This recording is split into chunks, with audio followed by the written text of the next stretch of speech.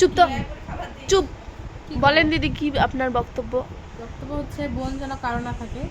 আমার দুইটা হয়েছে, আসলে আছে, নিজের না তাও মামার। তাতেই যা জ্বালাতন করে, যদি নিজের হইতো তাহলে মানে আমাকে বাড়িতে টিকতেই দিত না, যেটা সত্যি কথা। আর একটা কথা হচ্ছে সব জিনিসেরই ভালো দিক খারাপ দিক থাকে, ওদেরও তাই।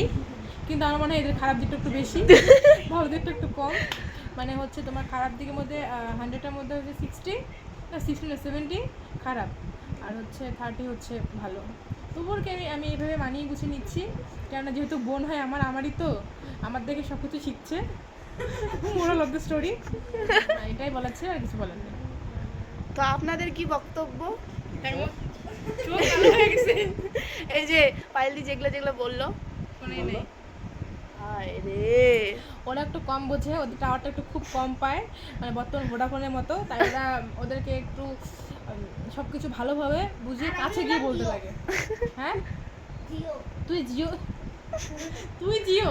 তো আপনি কি এই বিষয়ে বলতে চান, একটু বলেন।